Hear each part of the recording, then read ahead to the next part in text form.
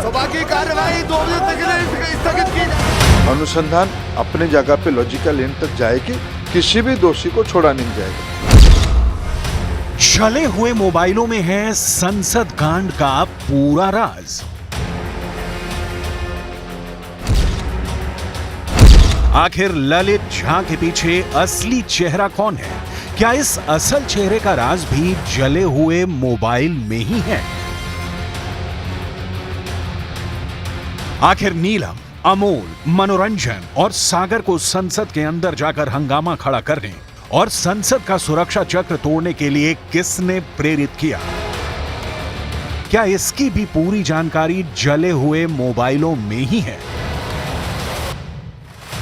अगर कई महीनों से संसद के अंदर उपद्रव करने की यह साजिश रची जा रही थी, तो इसका मतलब साफ है कि इन सभी मोहरों के पीछे कोई ना कोई बड़ा चेहरा जरूर है, क्योंकि संसद के अंदर घुसकर स्मोक स्प्रे का इस्तेमाल कर पूरे देश को हैरान करने की इतनी बड़ी साजिश किसी संगठन के आम कार्यकर्ता के बस की बात नहीं है।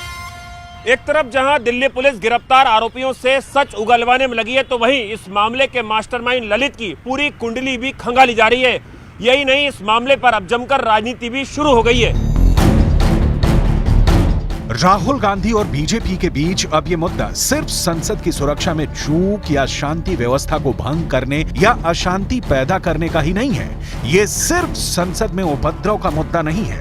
अब राहुल गांधी इसे एक राजनीतिक मुद्दा बनाने की कोशिश कर रहे हैं। और अब ये सवाल उठना भी लाजमी है कि क्या इस राजनीतिक मुद्दे को कांग्रेस पार्टी भविष्य में इस्तेमाल करना चाहती है? आखिर क्या है राहुल गांधी का वो बयान जिस पर बीजेपी का विरोध शुरू हो गया है? बीजेपी की तरफ से राहुल गांधी पर क्या पलटवार किया गया है?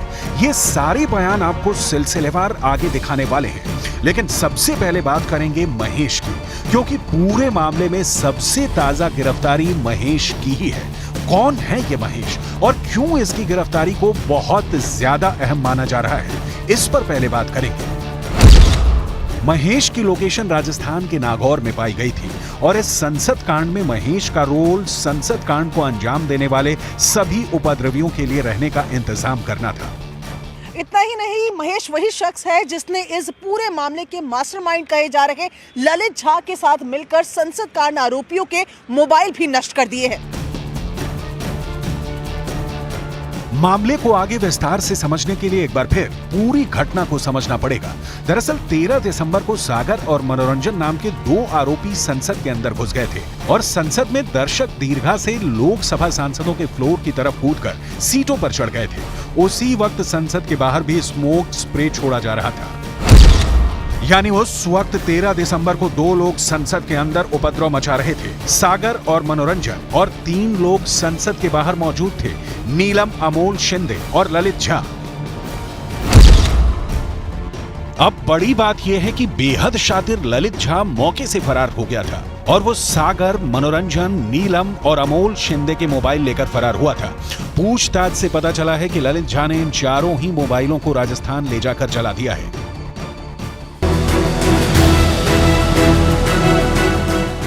जैसा कि आरोपी दावा कर रहे हैं कि यह मामला साधारण विरोध प्रदर्शन का है, तो आखिर मोबाइलों को जलाकर ललित झा और ये चारों आरोपी क्या छुपाना चाहते थे? दरअसल मोबाइल में ही इस पूरे मामले के बड़े राज छुपे हो सकते हैं और अब नष्ट हुए मोबाइलों के टुकड़ों से क्या कोई मदद मिल सकती है? ये भी बड़ा सवाल है। सवाल ये उठता है कि क्या मोबाइल में कुछ संवेदनशील दस्तावेज थे जिसकी वजह से मोबाइल को जलाया गया? क्या मोबाइल में कुछ कॉल रिकॉर्डिंग्स या कोई डिटेल सबूत मौजूद था जिसकी मदद से पूरे केस में मास्टरमाइंड तक पहुंचा जा सकता है, या कोई ऐसी जानकारी जो उस बड़ी मछली तक जांच एजेंसियों को पहुंचा सकती है?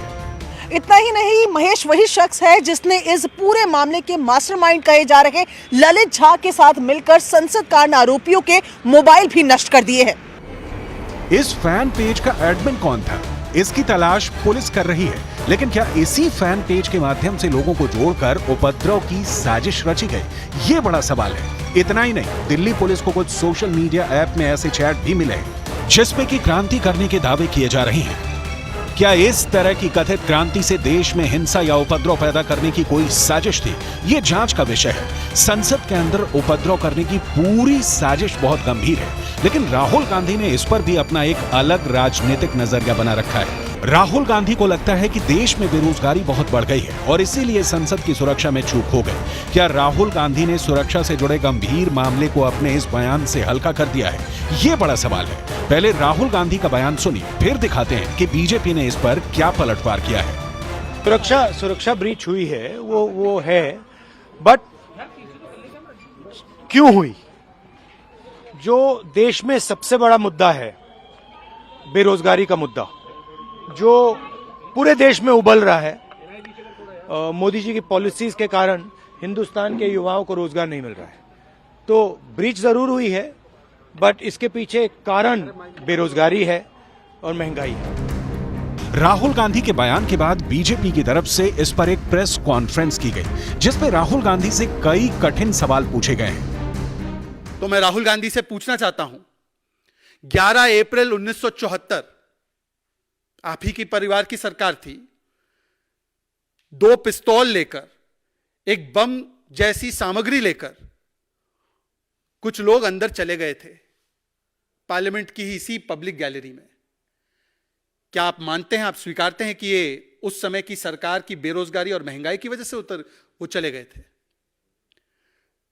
26 जुलाई 1974 मतलब कुछ ही महीने बाद एक व्यक्ति खंजर के साथ घुस जाता है पब्लिक गैलरी में। क्या राहुल गांधी स्वीकार रहे हैं कि उस समय की सरकार की जो बेरोजगारी और महंगाई की दर थी वो चरम पर थी, तो इसीलिए खंजर लेकर कोई घुस गया था? अगर इस पूरे मामले पर गौर करें तो एक बात बिल्कुल साफ नजर आती है कि ये आरोपी कहीं ना कहीं एक खास विचारधारा से जुड़े हुए नजर आते हैं। ये एक ऐसी विचारधारा है जो देश के अंदर बीजेपी का कट्टर विरोध करती है। संसद के बाहर स्मोक स्प्रे के जरिए विरोध करने वाली नीलम नाम की महिला से जुड़े ऐसे कई खुलासे हुए हैं जो ये साबित करते हैं कि ये लोग खास संगठनों के सक्रिय कार्यकर्ता नजर आते हैं। नीलम का एक ऐसा बयान भी सोशल मीडिया पर वायरल है जिसमें वो सरकार का विरोध कर रही है। बीजेपी चल रही है तो हम सत्ता परिवर्तन करेंगे, या तो कांग्रेस को ले आएंगे या हम INLD को ले आएंगे। बीजेपी जितना क्रूर है, शायद दूसरी जो पार्टियां हैं वो इतना क्रूर नहीं है। वो थोड़ा बहुत जो गरीब किसान है, गरीब मजदूर है, उनकी कुछ बातें समझती है।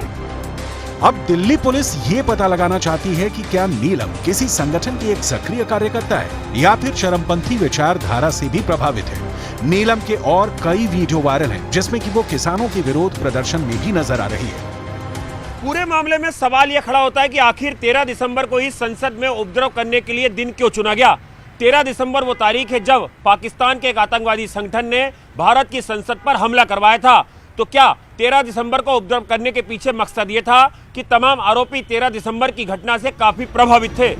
अगर इन लोगों को सिर्फ विरोध प्रदर्शन ही करना था तो ये लोग किसी और तारीख को भी चुन सकते थे, लेकिन 13 दिसंबर को ही विरोध प्रदर्शन की तारीख के रूप में चुनना देश के खिलाफ किसी बड़ी साजिश का संकेत भी करता है। जैसे ही इन परपेट्रेटर्स के तार, इन पार्लियामेंट सिक्योरिटी के ब्रीच करने वाले इंट्रूडर्स के तार, जैसे ही कांग्रेस पार्टी और कांग्रेस पार्टी समर्थित कुछ उग्रवादी रेडिकलाइज्ड वामपंथी संगठनों से जुड़ते जा रहे हैं, तो ठीक वैसे वैसे कांग्रेस पार्टी उनके बचाव में उतर आ रही है। कुल मिलाकर 13 दिसंबर 2023 का यह संसद कांड साबित करता है कि यह सामान्य मामला नहीं है और इसके पीछे कोई बड़ा मास्टरमाइंड जरूर है जिसने कि इन सभी लोगों को मोहरे की तरह इस्तेमाल किया है।